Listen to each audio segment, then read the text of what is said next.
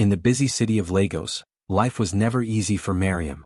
Every morning before the sun even rose, she tied her old scarf, wore her faded uniform, and hurried out of her small one-room house with her mop and bucket. Her daughter, Tommy, always woke up early too, rubbing her sleepy eyes and following her mother to the roadside before going to school. Miriam would smile and say, "Study hard, my child. Someday your life will be better than mine." Tommy would nod and wave until her mother disappeared into the crowd. Miriam worked as a cleaner in a tall office building in the center of the city. The building was filled with rich workers who wore neat clothes, carried fine phones and spoke with confidence. Every day Miriam wiped their floors, cleaned their windows and emptied their trash bins. Some of them greeted her kindly, but most ignored her like she didn't exist.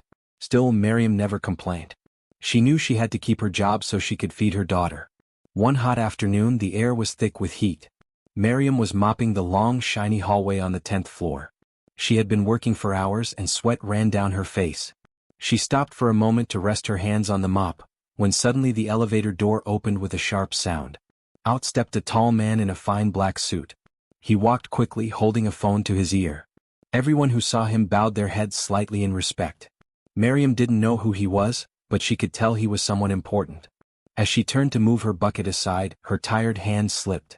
The bucket tilted, and before she could catch it, dirty water splashed across the floor, and all over the man's clean trousers. The corridor fell silent. The man stopped walking. Everyone froze. Miriam gasped, her heart jumping into her throat. "Oh, sir.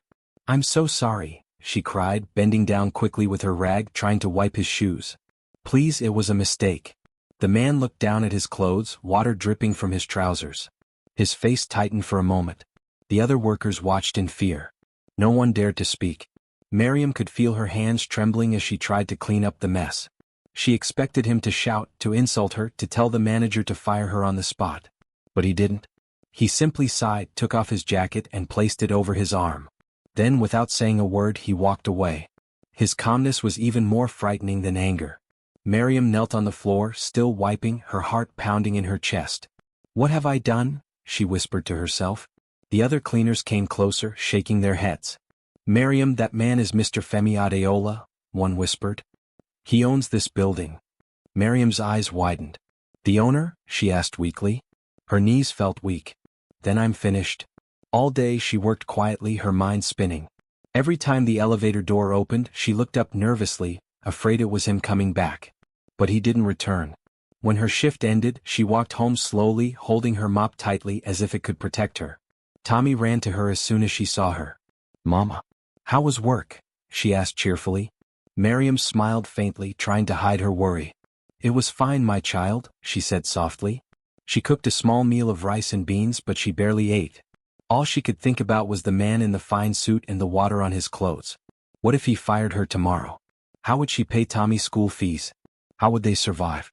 That night, as the city lights flickered outside their small window, Tommy fell asleep beside her mother, holding her hand. Miriam looked at her daughter's peaceful face and whispered, "God, please don't let them take my job. I can bear hunger but not seeing my child suffer." The next morning, Miriam woke up before dawn again. She prayed quickly, dressed, and left for work with her heart full of fear. When she reached the building, she saw everyone whispering in groups. Some looked at her with pity. Others avoided her eyes. Her friend Aisha came close and said quietly, "The manager is looking for you. Mr. Femi told him to send you to his office when you arrive." Miriam's hands went cold. "Oh no," she murmured. She wiped her palms on her skirt, trying to calm herself. "He's going to fire me." She walked slowly to the elevator, her feet heavy. As she rode up, her reflection in the mirror showed a tired woman, worn out but strong. When the doors opened, she stepped into the same hallway where the accident had happened. Her heart thumped as she remembered the splash of water, the silence, and the look on his face. The secretary outside his office glanced up. "Mr. Femi is expecting you," she said. Miriam nodded weakly and entered. The office was large and bright, with a big window overlooking the city. Behind a wide desk sat the same man, Mr. Femi Adeola. He looked calm, his suit crisp and his eyes sharp yet kind. Miriam bowed slightly and said, "Good morning, sir." He looked up and studied her for a moment. "You are the cleaner from yesterday?" he asked quietly. "Yes, sir," she said in a trembling voice. "I'm very sorry about what happened. It was not on purpose. I can pay for the damage little by little from my salary, sir. Please don't fire me. My daughter depends on me. Mr. Femi leaned back in his chair. He didn't look angry, only thoughtful. You have a daughter? He asked. Yes, sir. Her name is Tommy. She's 8. She waits for me every day after school. For a few seconds he was silent. Then he said, I see. He stood up and walked to the window. You know, most people in your position would have run away or lied. But you came back and you're honest. Miriam's eyes filled with tears. Honesty is all I have, sir. He turned and looked at her again. You can go now. I'm not angry. She blinked in surprise. You're not angry? No, he said simply. Go back to your work. Miriam nodded quickly, wiping her face. Thank you, sir. God bless you, she said, backing out of the office. When she returned to her mop and bucket, the other cleaners surrounded her. What did he say? They asked eagerly. He said he's not angry, she whispered, almost not believing it herself. That evening, as she walked home with Tommy's small hand in hers, Miriam smiled for the first time in days. She looked at the sky turning orange and whispered, maybe kindness still lives in this world. But what she didn't know was that her life was about to change in ways she could never imagine, because the man she had poured dirty water on had not forgotten her, and his next decision would turn her sorrow into joy. The next morning came too quickly for Miriam. She had hardly slept. The sound of rain leaking through the old roof mixed with her restless thoughts all night. She kept seeing the same image in her mind, the fine man in the black suit, standing with dirty water dripping down his trousers. Every time she thought about it, her stomach tightened with fear. When the first light touched the sky, she rose from the thin mat she shared with her daughter. Tommy was still asleep, her little arm resting on her mother's waist.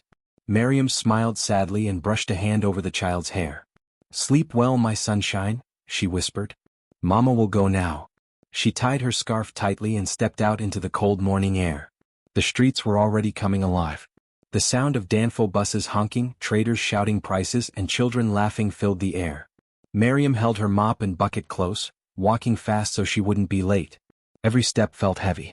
Her heart beat faster as she neared the tall glass building where she worked, the same place where she had made the terrible mistake.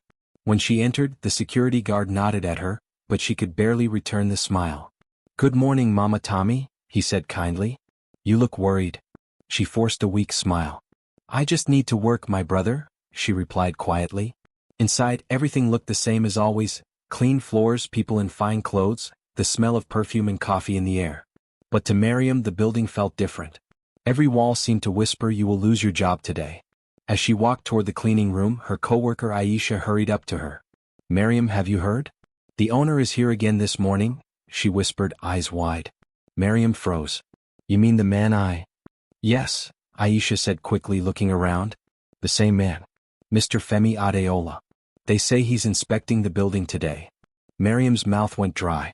Oh God, she muttered. What if he sees me again? What if he remembers? Aisha sighed.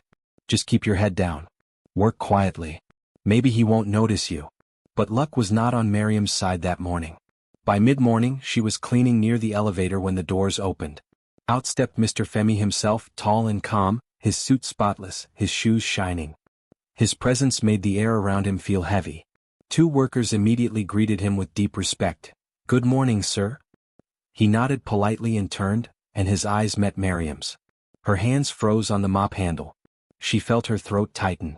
For a moment she wanted to run. But her feet wouldn't move. Mr. Femi looked straight at her, his face unreadable. Then he spoke quietly, his voice calm but firm. Are you the woman who poured water on me yesterday? Miriam's voice shook as she answered, Yes, sir. Was a mistake. Please forgive me. She bowed her head, her hands trembling so badly she almost dropped the mop. The other workers nearby stopped what they were doing and watched in silence. They expected him to scold her or call the manager. Instead, he said nothing for a few seconds.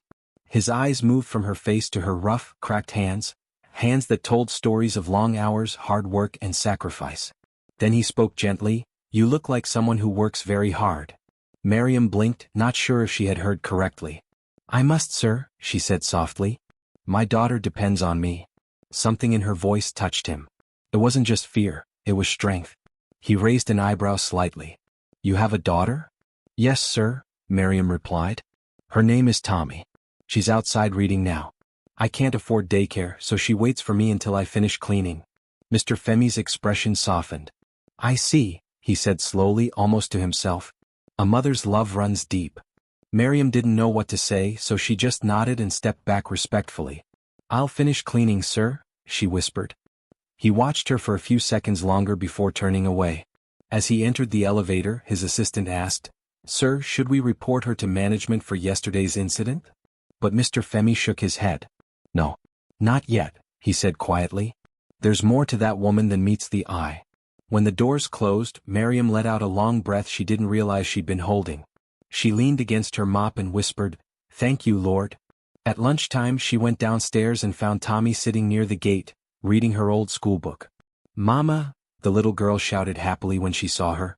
Miriam smiled and knelt down beside her. My sweet girl, are you hungry? Tommy nodded shyly. A little. Miriam brought out a small pack of rice wrapped in paper. Here, share with Mama, she said.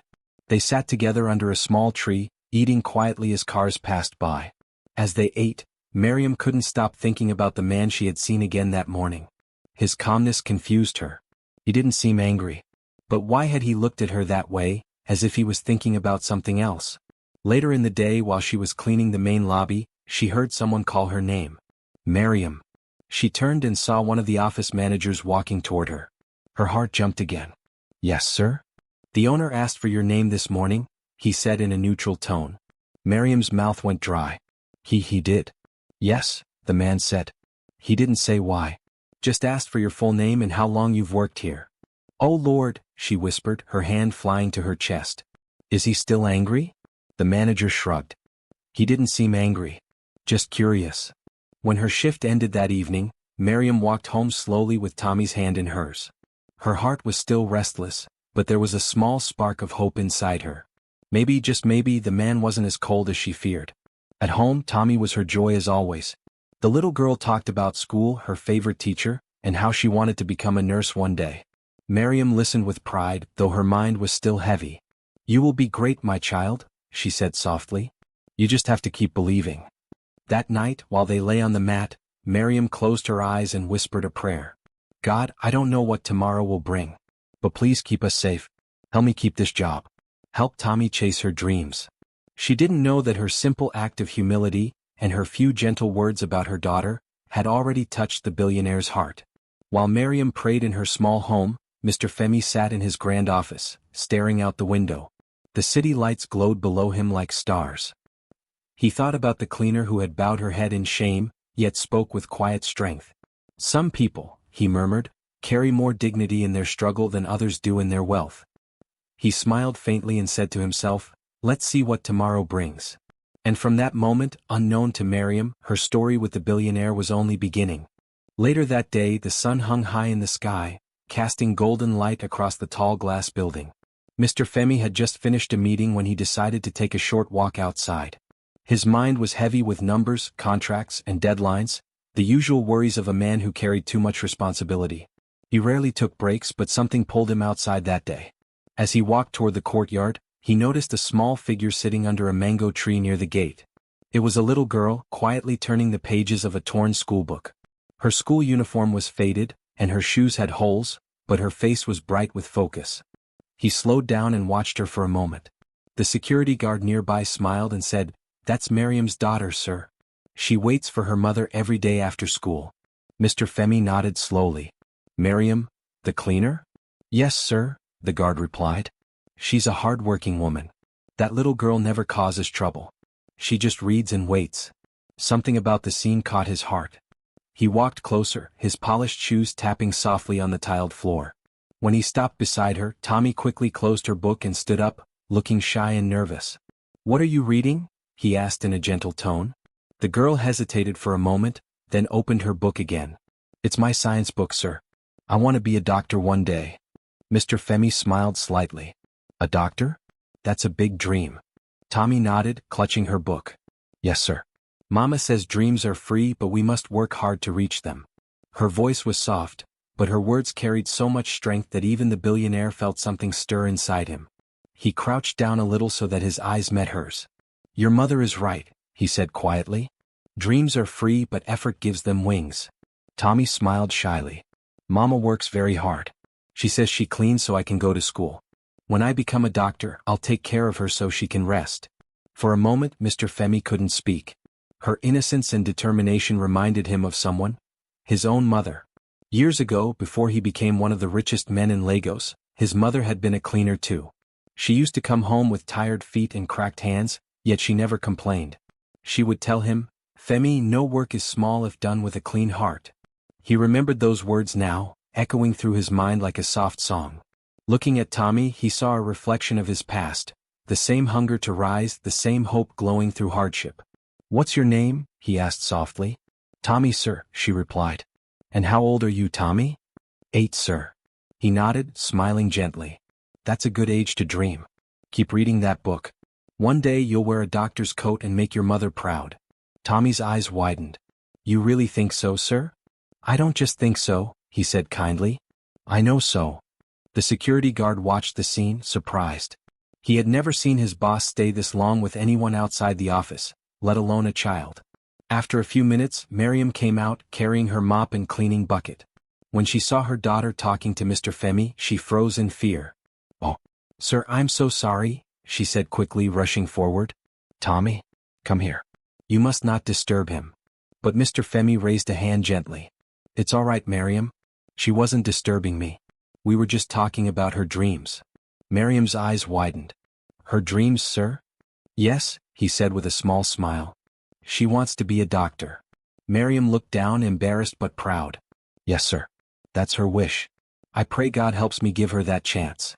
For a few seconds there was silence between them. The wind rustled the mango leaves, and the city sounds faded into the distance. Mr. Femi saw the deep love in the woman's tired eyes, a love that expected nothing in return but her child's future. He nodded slowly. "You are a good mother," he said softly. "Keep working hard. The world has a way of rewarding people like you." Then he walked away, his hands in his pockets, his mind full of thoughts he couldn't shake off. That night, Mr. Femi sat alone in his large living room. The city lights blinked outside his window, but his mind was far away, back under that mango tree. He saw the picture again, a little girl with a torn book reading under the sun, a mother scrubbing floors so her daughter could learn, the words "dreams are free" echoing like a prayer. He tried to focus on his files and laptop, but the image wouldn't leave his mind. Finally, he stood up and poured himself a glass of water. He walked to his balcony and stared out at the dark sky.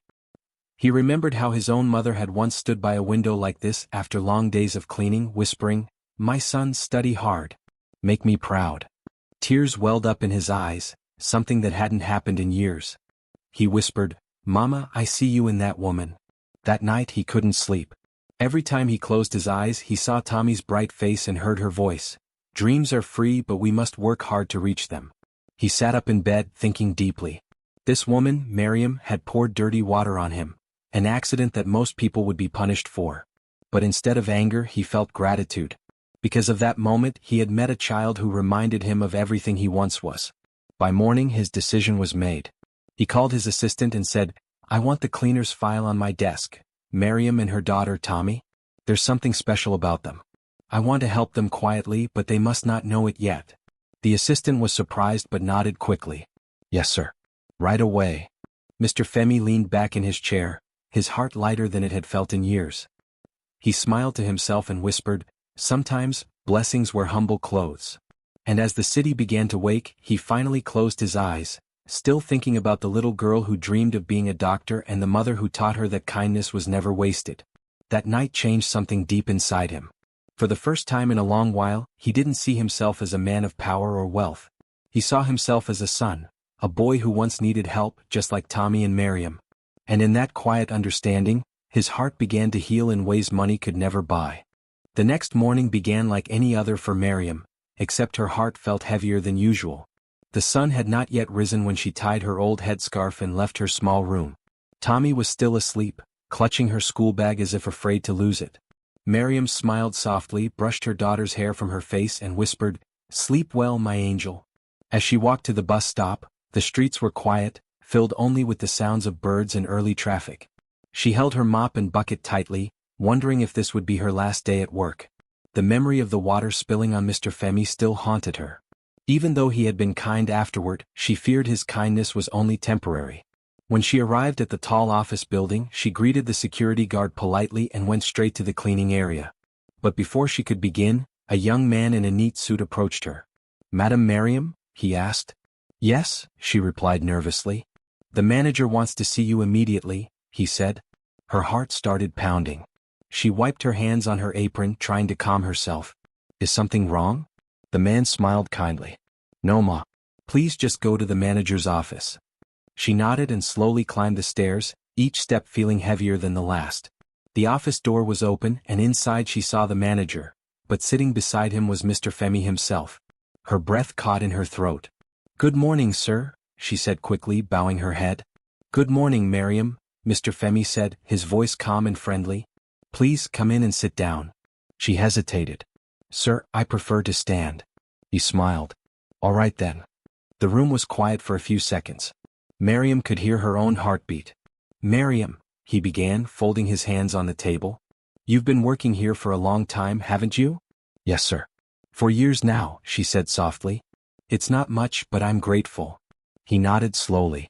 "And in those years, have you ever been late or rude to anyone?" She shook her head quickly. "Never, sir. I try my best." He smiled again. "Yes, I know. The guards and staff have spoken very well of you. They say you are honest, polite, and always willing to help others." Miriam lowered her gaze. "Thank you, sir. I just do what is right." Mr. Femi leaned back in his chair and looked at her thoughtfully. Then he said something she did not expect. "Miriam, from today, you will not work as a cleaner anymore." Her eyes widened. "Sir? I'm moving you to the office staff. You'll work in the kitchen, helping with refreshments and assisting the staff. You'll also receive a better salary." For a long moment she couldn't speak. Her lips trembled. "Sir, I don't understand." "Why me?" "Because you deserve it," he said simply. "You have shown hard work and honesty. Those things are rare." She shook her head quickly. "But sir, I don't have fine clothes or big education like the others." He chuckled softly. "You have honesty and a kind heart. That's more important." Tears began to fill her eyes. "Sir, I don't know what to say." He smiled warmly. "Just say thank you, and keep being who you are." Then he reached into his briefcase and brought out an envelope. He handed it to her gently. "This," he said, "is for Tommy." Miriam frowned in confusion. "For Tommy, sir?" "Yes," he replied. "It's her scholarship. She will study in one of the best schools in the city. Everything is covered: books, uniforms, meals, and transport." For a few seconds Miriam just stared at him. Then her knees grew weak and she fell to the floor, crying softly. "Sir, I don't know how to thank you," she said, wiping her tears with the edge of her scarf. "You have done more than I could ever dream of." Mr. Femi stood and gently helped her up. "You already thanked me," he said with a smile. "By being good even when no one was watching." She pressed the envelope to her chest. "God bless you, sir. You don't know what this means to us." He nodded slowly. "I think I do, Miriam. I once had a mother who worked just as hard as you do. She cleaned houses so I could go to school. Helping you is like honoring her memory." Her tears flowed freely again. "Then may her soul rest in peace, sir. She must have been a good woman." "She was," he said quietly. "And today she would be proud of you too." When Miriam left the office, she held the envelope tightly in her hands. The other cleaners looked at her curiously. "What happened?" one of them asked. Miriam just smiled through her tears. "God happened," she said softly. That evening when she reached home, Tommy ran to her as usual. "Mama, you're smiling. What happened?" Miriam knelt down and hugged her tightly. "Tommy, my daughter, God has answered our prayers." "How, Mama?" Tommy asked eagerly. Miriam took out the envelope and showed it to her. "This is your scholarship, my dear. You will go to a good school, a big one with teachers and books and everything you need." Tommy's eyes grew wide. "Really, Mama? For me?" "Yes, my child," Miriam said, her voice trembling with joy. "For you." Tommy jumped and clapped her hands. "Mama, now I can be a doctor." Miriam laughed and cried at the same time. "Yes, my love. You can be anything you want." They hugged tightly, their little room filled with laughter and tears. Outside, the evening sky glowed with shades of orange and gold, as if the world itself was celebrating with them. That night, Miriam cooked their favorite meal, rice and stew, even though it was late. They sat together on the floor, eating slowly and talking about the future. "Mama," Tommy said between bites, "I will study hard. I will make you proud. I will make Mr. Femi proud too. Miriam smiled softly. Yes, my daughter. But remember what Mama always says. Tommy nodded eagerly. Dreams are free, but we must work hard to reach them. Miriam nodded. That's right. And no matter where life takes you, never forget to be kind. Later that night, when Tommy fell asleep, Miriam sat by the small window looking out at the stars. She whispered a prayer of thanks, for her daughter's future, for Mr. Femi's kindness, and for the reminder that good hearts still exist in the world.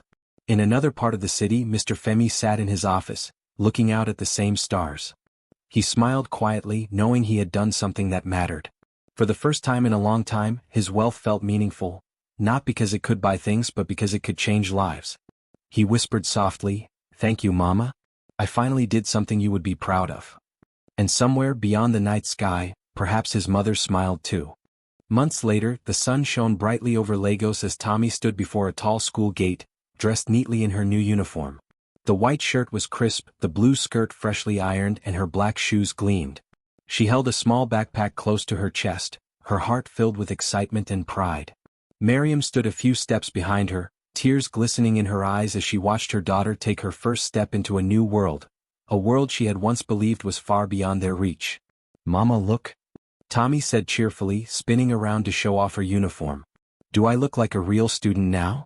Miriam laughed softly, wiping her tears with the edge of her wrapper. "You look like a doctor already, my love. Just keep studying hard." Tommy nodded firmly. "I will, Mama. I promise." As the bell rang, children began rushing into the school compound. Tommy waved happily before joining them. Miriam stood at the gate for a long time, watching until her daughter disappeared among the other students. Her heart swelled with pride but also with gratitude for a man who had changed their lives in a way she could never repay. As she walked home, memories came rushing back. That day in the office when the bucket slipped, the water splashing over Mr. Femi's fine suit. She could still hear her own frightened voice, trembling as she begged for forgiveness. That single mistake, that moment of fear and shame, had somehow become the beginning of something beautiful. When she reached home, she sat quietly for a while, thinking of how far life had brought them. Their small one-room apartment looked the same, yet everything felt different. Hope now lived in that space.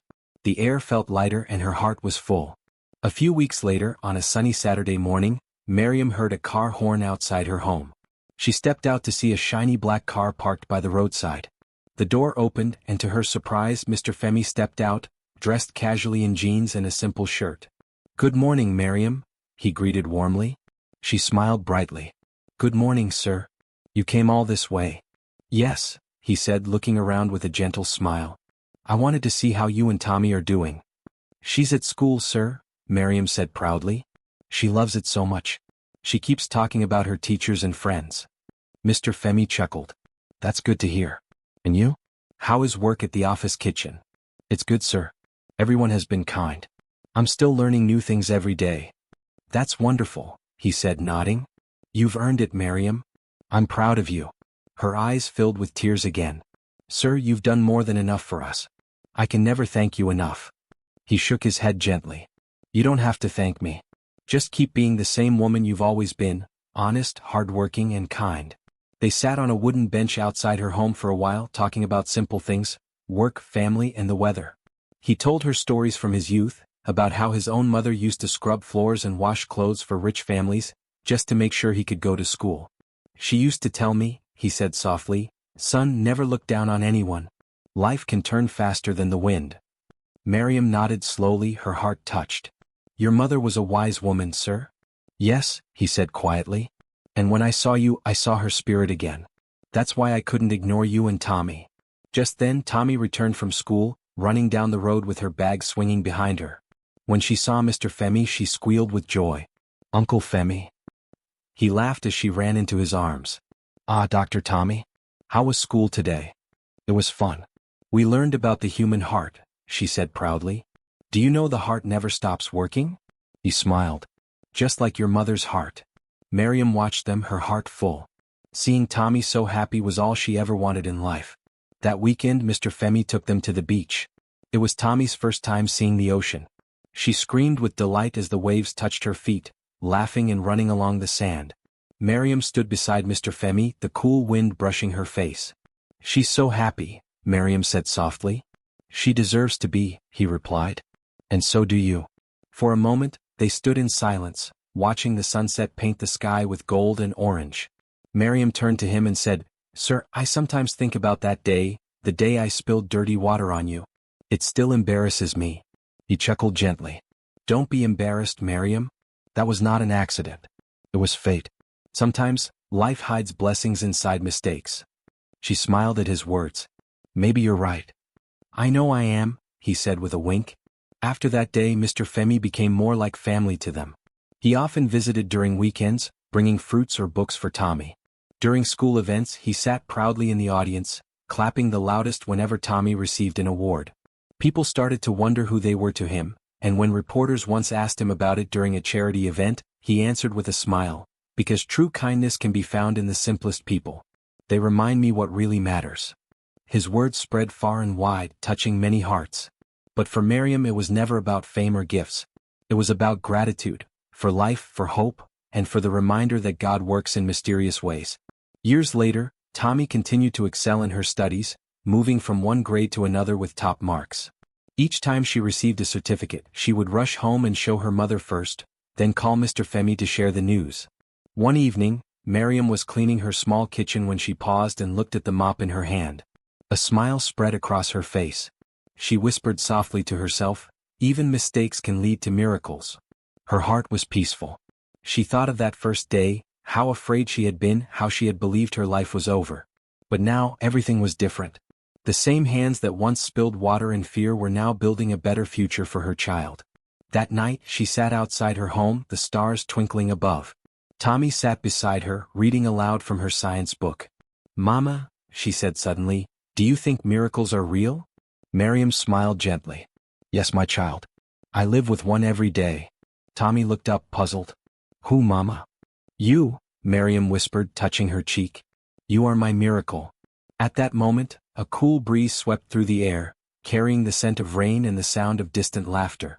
Miriam closed her eyes, feeling deep peace in her heart. She had once believed she was just a poor cleaner, but life had shown her that every act of kindness, every moment of humility, could open doors beyond imagination. And somewhere in the city, Mr. Femi smiled as he read a letter Tommy had written him that morning. It ended with the words, "Thank you for believing in us. You taught us that sometimes, blessings come dressed as mistakes." He folded the letter and looked out the window at the night sky, whispering softly, "Yes, even mistakes can lead to miracles." And with that he smiled, content, grateful and at peace. The end.